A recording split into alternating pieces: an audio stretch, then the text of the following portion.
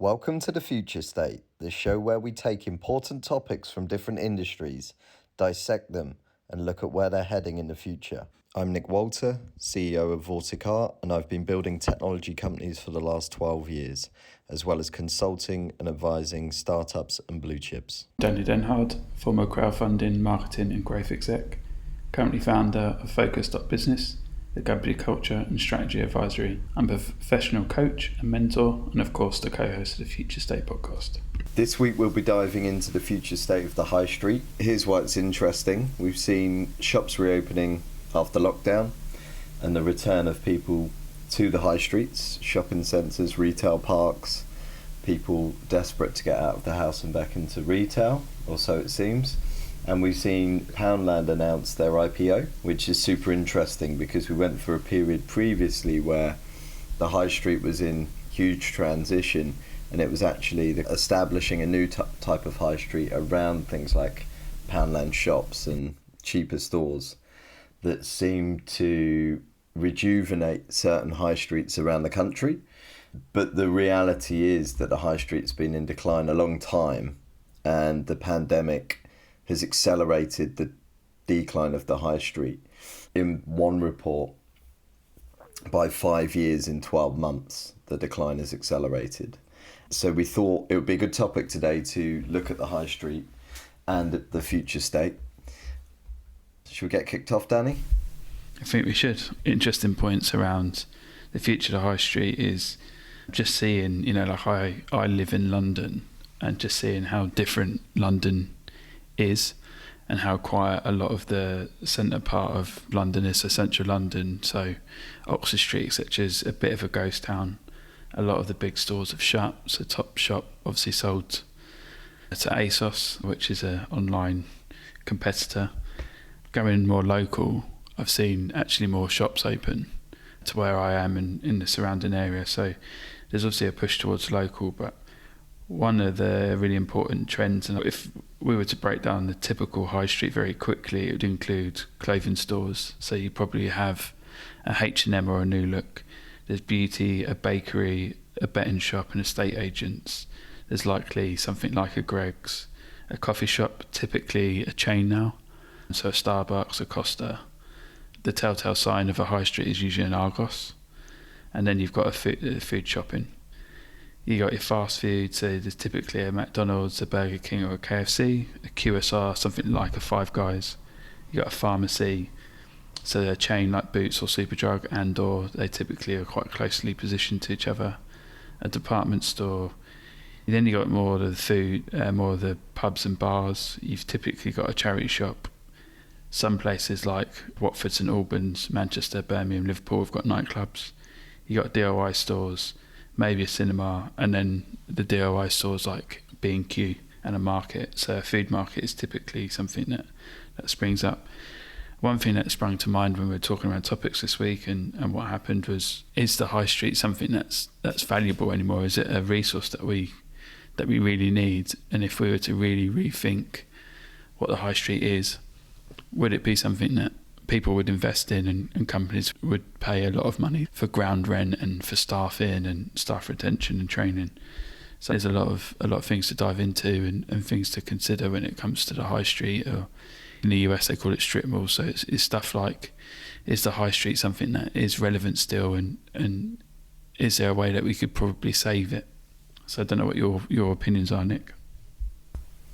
Yeah, I think there's a lot of themes that have emerged over COVID and the pandemic, changes in consumer behaviour, a shift to online shopping. It was absolutely amazing that we could still get things in deep, dark lockdown from Amazon kind of anytime we wanted, and many other retailers that were pumping things out online. Amazon isn't the only one, but, by far the best logistical service, very convenient. Feel-good factor. As part of lockdown, we couldn't get out. Well, we could get out and walk and do things in social spaces or walk around our local neighbourhoods, but we couldn't do much outside of that. No bars, restaurants, shopping experiences, whatever else. If we look at the psychology of why people purchase items, it's only for two reasons. One is to solve a problem, and the others to feel better. So we all found ourselves digging deep, a bit more cash in the bank maybe during lockdown because we're going out less. We might have taken mortgage holidays, rent reductions, whatever it is, we could have had a bit of financial respite. And that has been huge in this acceleration of the high street. And I think it's like in every industry, you know, we talk about a lot of topics here, and actually in every industry, COVID has meant that people can take a step back and look at it again and think about what that future state is actually going to be, how we can rebuild, rethink, redesign new consumer behaviours, things that are more modern trends, especially with technology. Technology wasn't around when the high street was first designed, and it hasn't changed that much. You've got some cityscapes that have changed, or the architecture, green space around high streets and things like that have changed. Shops come and go. That's always been the way on the high street. But I think what we're facing now is a really, really interesting period. I've been talking to a few people who are in this space, either kind of CEOs of big retailers or people that actually sell retail space, just to kind of get the vibe there. And there's some interesting trends. But I thought one of the trends, you know, we mentioned it already, and I think maybe we should quickly dig into it, is because it ties back into one of our previous pods, working remotely in the future of the workplace. And that's city versus local, as you touched on there, and it's home versus work. I think they're two key themes that are starting to really change the landscape here. Certainly, as you mentioned there, cities, Oxford Street in London, for example, footfall is massively down. And it's unsurprising in the fact that pretty much if you do not live in central London, and the majority of people that probably shop along Oxford Street are home counties who come into either work or shop specifically, no one is really rushing to use public transport at the minute, and therefore it's not that accessible. And there has been that pushback to local shopping centres, high streets, retail parks, which I think is a lot more convenient. You can travel easily. If you're in towns around outside of cities, generally you're going to have a car. Bus routes are good as well, so taxis available, and not long distances to travel in a lot of cases. So very easy to get to these places, very convenient. Parking can be good or can be a problem, but it's certainly more appealing than big crowded places with tubes that you have to get on, or public, you know, transport systems.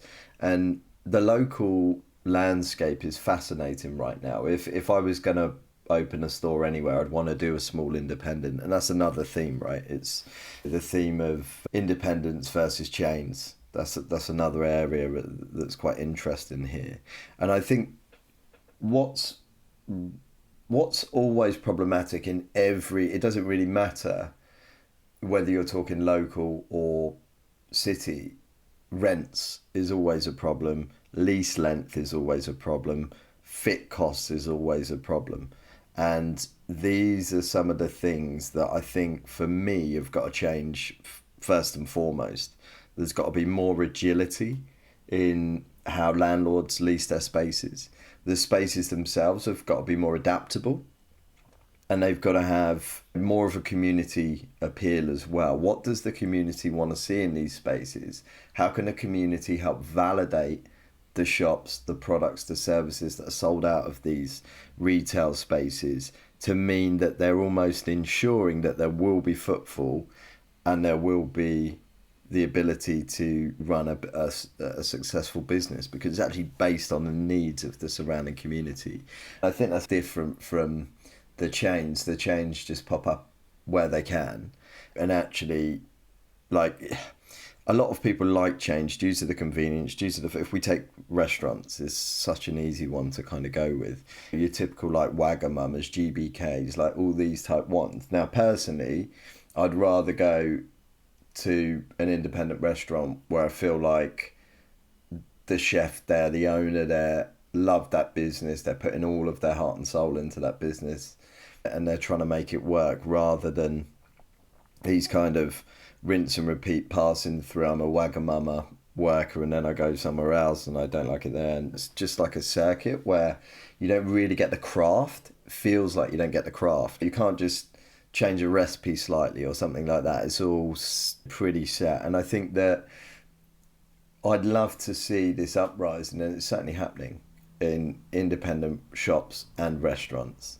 and see more people, more entrepreneurial business owners, businessmen, women, who really take pride in what they do, understand local communities and what they can bring to it and what local communities want, and start to introduce these independent stores more. But it can only happen if landlords and government as well get involved in this.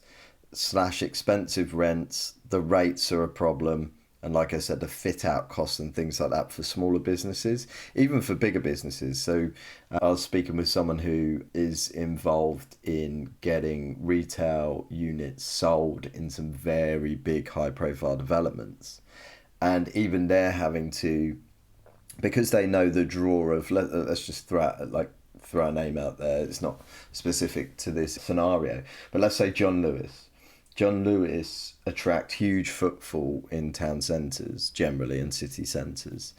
Massive department store, probably the best one that's left, because there aren't many left, so it's probably not hard to be the best.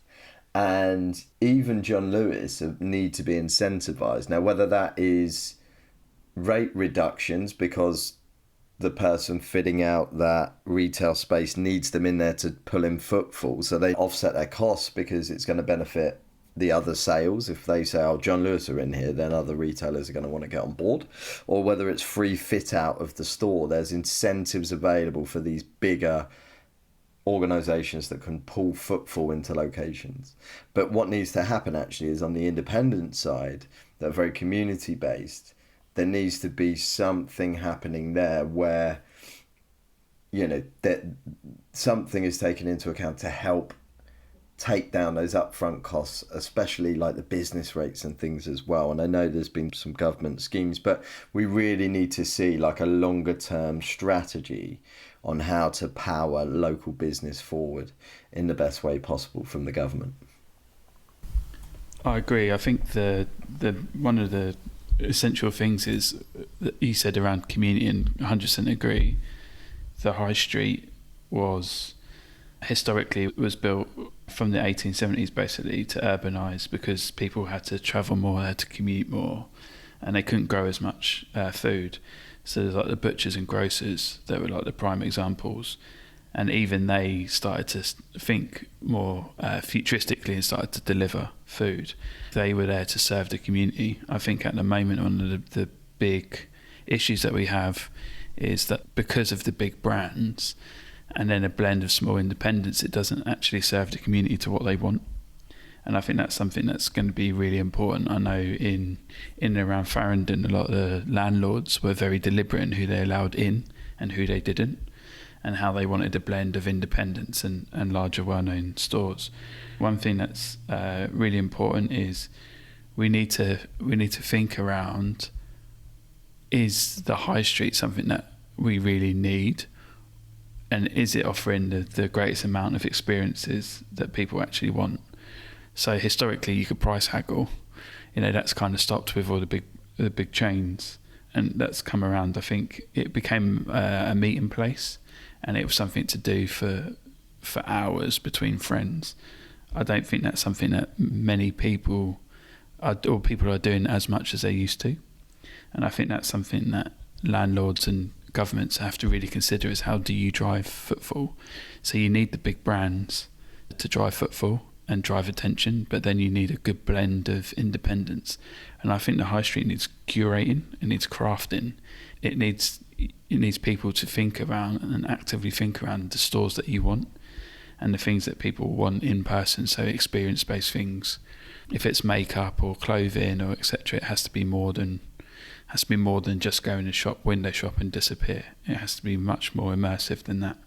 One thing that's really important that a lot of people don't think around is a lot of the big shopping centres took a lot of the big footfall away from the high street, and that's been a big issue. I know like Westfields of the world drive millions and millions of footfall in, especially in the UK, and that's most likely taking it away from high streets.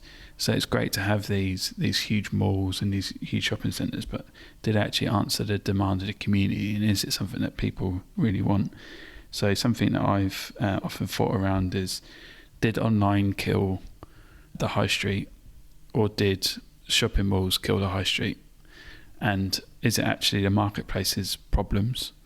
Did marketplaces like Amazon, eBay, Etsy, not on a high street, and some of the new ones are on by Depop and Vinted, did they replace the high street, or was it something that was being replaced by Zara, H&M and River Island anyway?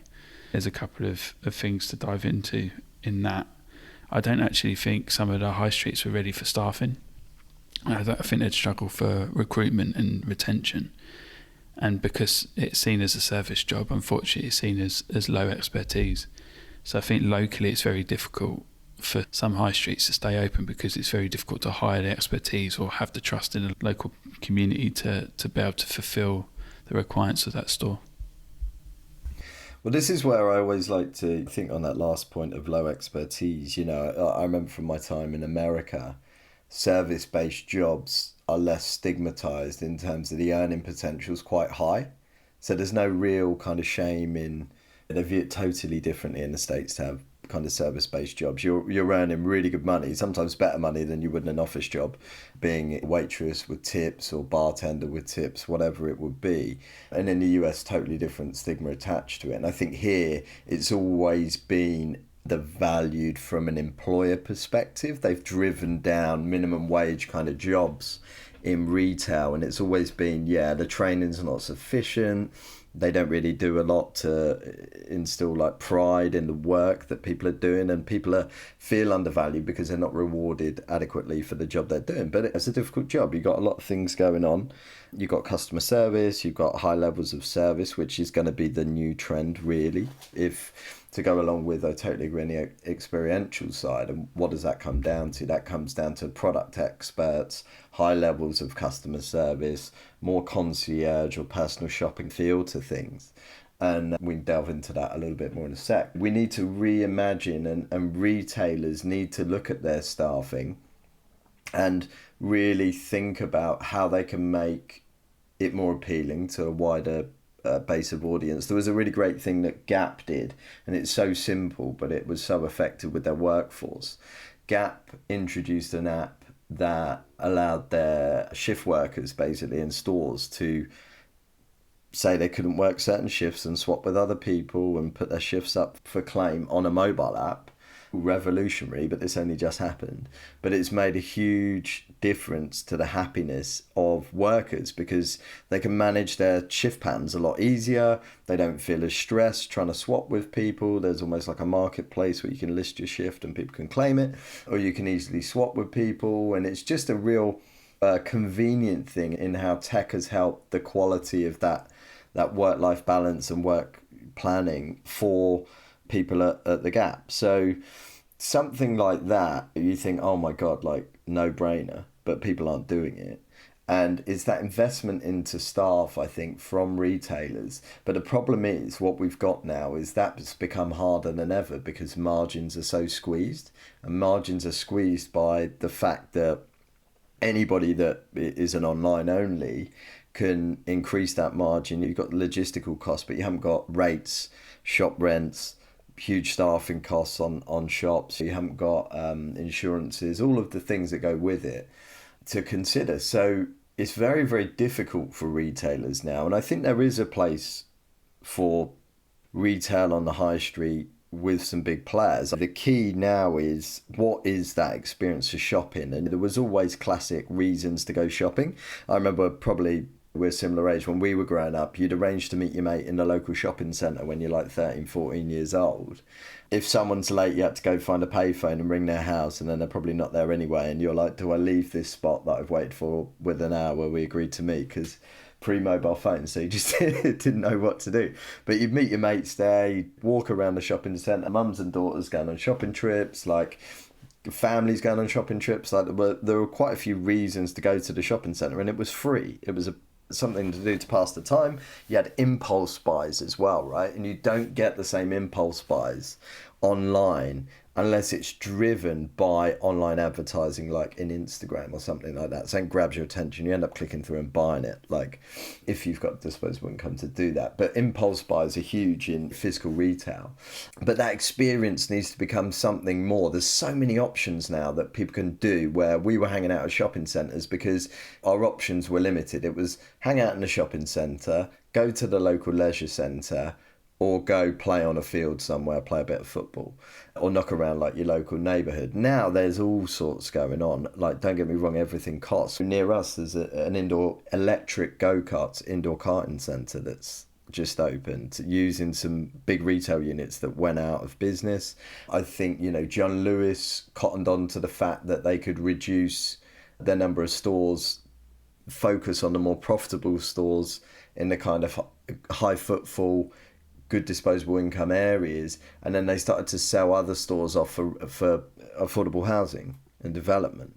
So there's lots and lots of change in the air, and there's been some other nice things as well that I've seen actually around fun, engaging things to bring people to, or another reason to go to a shopping location, and that was art. So there was a huge installation on Oxford Street actually it was a big digital installation, huge screens where things could be displayed on. A little bit, it could be like whales jumping out of the screen towards you, or Piccadilly Circus style, but actually wrapped around a whole building. But it actually had more purpose. It was actually art exhibitions were being shown on these big digital installations, and it's a photo opportunity, it's a social opportunity to say you've been there, to capture a photo. It's another reason to be in those spaces. And there's that mixture of retail and leisure, and it's really finding that mix of what works. And I think multi-purpose is the way forward. And I think the other thing is that retailers are going to have to come together. So everybody wants the whales, like the people that attract the big footfall. And if you're a brand that doesn't attract big footfall, how can you offer to a retailer that does attract big footfall like a new type of concession? It's almost like a department store, like brands within a department store in a slightly different way. So if you're a John Lewis and you get X amount of thousands of people through your doors every day, what aren't John Lewis doing so well that they could get outside good brands that have synergy and alignment into stores to strengthen their proposition? And obviously those other brands benefit from the fact they're then aligned with John Lewis and they get the footfall. So I can see more things like that, these big players starting to come together, and I'm covering a lot of bases here. But what's the department store of the future? I mean, you could argue that's the shopping centre. But if it was in one multi-level building, would Nike be your sports apparel? Would Decathlon be your sports equipment? Would Apple be your electricals? Would Made.com be your homeware? Like, how can brands work together for their own survival if they want to exist in physical retail space rather than just purely online? And I think people do want to do it. I think there's a place for it, but it's finding out what that recipe is.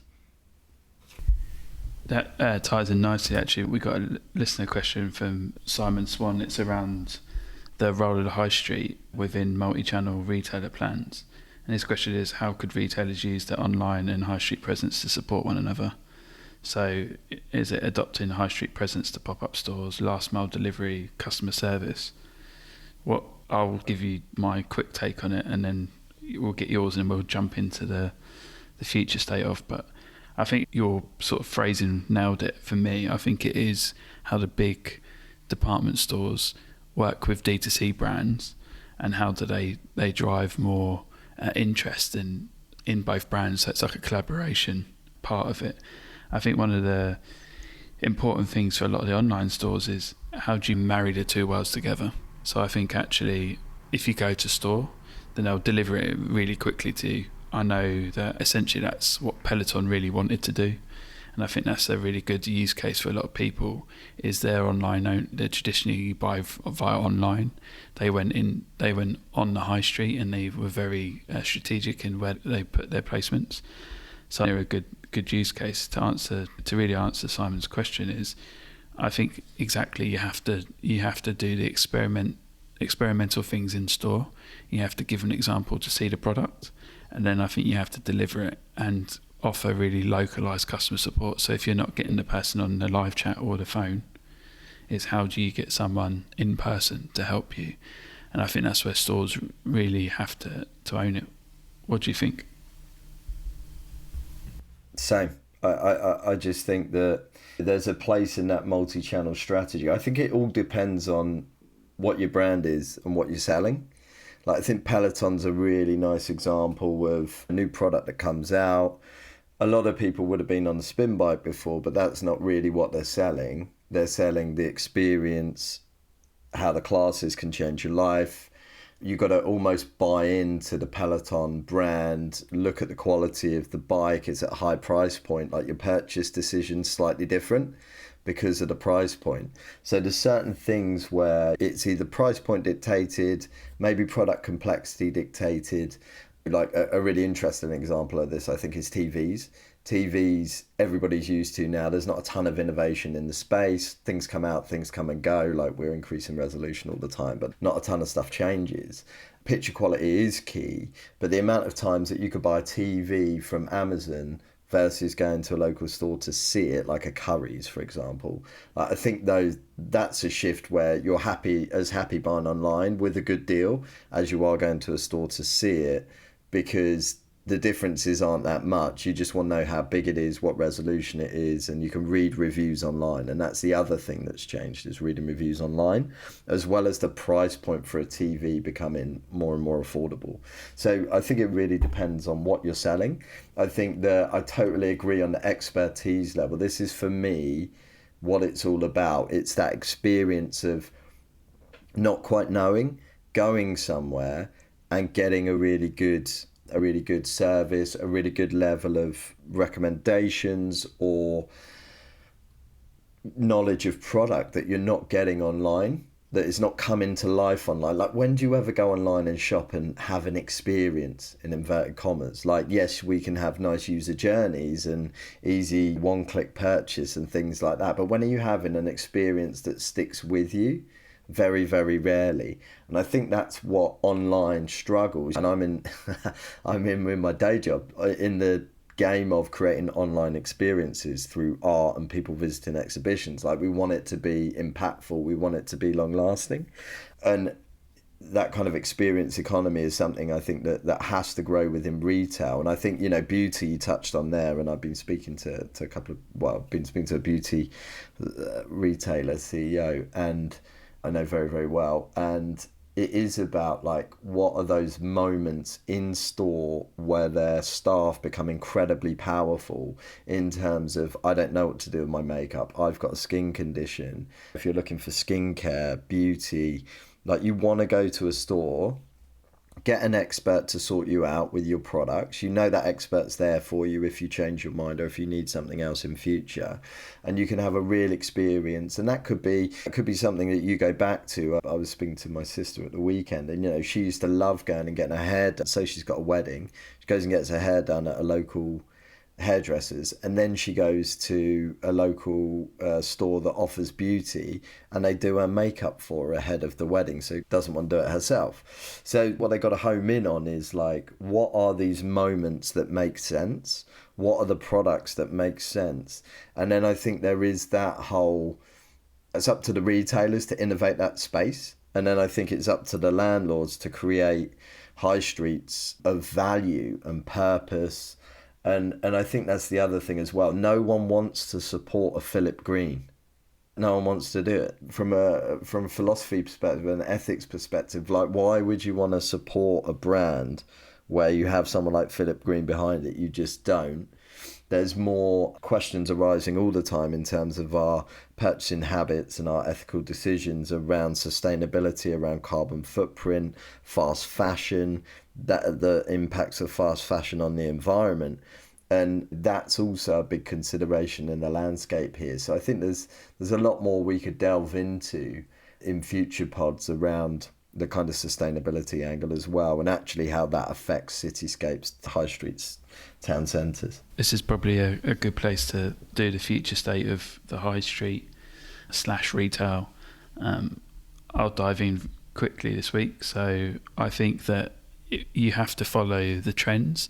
So with Google's big investment into New York, into their first ever store, I think it's a prime example of this isn't going away. This is actually a really big brand extension for big brands. I think that Amazon see it as a vital brand extension. So they're known as online only. There have to be a physical space for them. Not only is it Whole Foods, but it's their Go stores. You see that they've got 4 cashierless stores now in London already, and they've popped up in 2 months. So I think they're essential. It's tech first, but it's showing you that you can connect with the brand. I think, as we raised earlier, Peloton have a brilliant strategy, and they're only going to have to double down on it. Apple were the first and the originals really to dive this being a home and hub for people. The other couple of really important bits is, I think there's want state, need state and action state. I think people might want something, but they're only 10% likely to buy something until they go and feel it and touch it, often in store. There's a need state when you really need something, but you're only 50 to 70% likely to buy it, but it's the brand or the connection that gives you, that opens the wallet or purse. And then I think there's an action state, and I think that gets unlocked more and more when you're in person. To go a little bit further, I think we're going to see a bit like dark kitchens. I think we're going to see a lot of dark stores, and they're going to be experience only, and that's where it's going to be offline to online to offline again. I think people will do a lot of research. You mentioned it in previous pods before, Nick, is around how you do a lot of research and then you go offline, you pick an item. I think actually you're going to be booking in sessions and experiences in, and that means it's either an experience you're either picking up, so curbside if you're in the US, and then like a click and collect style of experience. So you could probably try and use it first, and some of the gaming aspects is really important. Dark stores experiences are going to be visual, audio, they'll be touch based and taste based. It has to be deeper than 3D, it kind of has to be 4D. So you can't buy aftershave through a website because you can't smell it. So I think there's going to be those types of bundles, that bundling things that happen. I think it'd be super localized. I think it'll be a local experience with a delivery element. I don't think it's just a pop in and collect or pop in and buy. I think there will be a delivery element of it to make it as convenient as online. The area that I'm most interested in is experience versus price versus convenience. People crave experiences, like we said. I think something that improves your experience has to be at the right price. But convenience can replace a brilliant service. But if a brilliant service is there and you don't know it's cheaper online, you're always going to do it in person. And I think there's this huge generational shift between people that are happy to buy online and people that want to buy in person and have that connection. And I think there's being able to offer deals to fewer people and it being hyper personalised. So like you get online, I think in store they're going to have to start offering it. So if you swipe in or you scan a QR code, they could essentially offer you the same experience as they do online with discounts, or they could actually craft an even better experience. The red rope treatment is essential, especially in luxury, and people don't necessarily want to be crammed in like they used to in stores. So I think there's a safety element of it. One thing that we flirted with very quickly is co-working, and I think there'd be a smaller approach to WeWorks locally, and I think it has to be done in commuter towns. Regis is really well placed. They're typically near a train station, but that's really important. I think leveraging pubs and bars that are shut or have multiple levels that aren't used, that's going to be one of the most important areas. And then I think you can blend offline and online together, and I think you can understand CAC and ROI and lifetime value or those types of things. They're going to be essential. And then one thing I would double down on if I was a really big company is how do you bring in the local into your store or into your bigger department store that generates more footfall for them, but that supports yourself as well, and improve the high street and improve everyone's local experience, because we're seeing it more and more. I think tech can kill the high street if they really wanted to. So I think Apple could do it with screenshots. If you went out, took a picture, why would you want to download that app from H&M or whoever? Why wouldn't you take a picture and Apple could then connect into those stores, or Google could?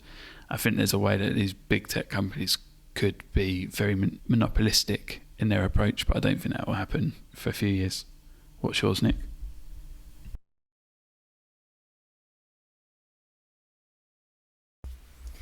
So you've taken some of mine.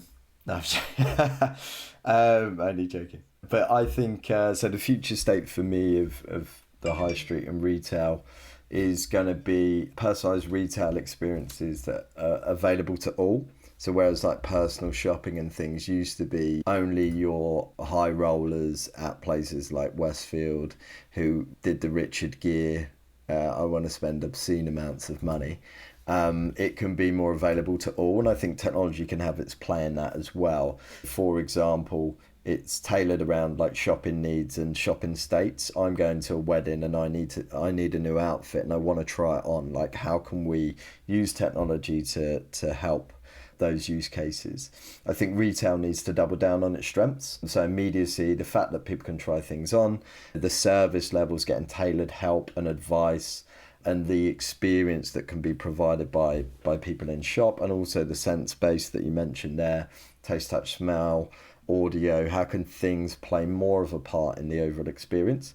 As I mentioned earlier, retailers come into work together to create new shopping experiences that are slightly curated by landlords and shopping centres, or high street landlords who own multiple units. But it's really about brands that have synergy with one another, knowing that they might be stronger together, and a shift to being more open to that. If a brand doesn't do something well, who does, and can you add that to attract more footfall and give a higher level of product and service?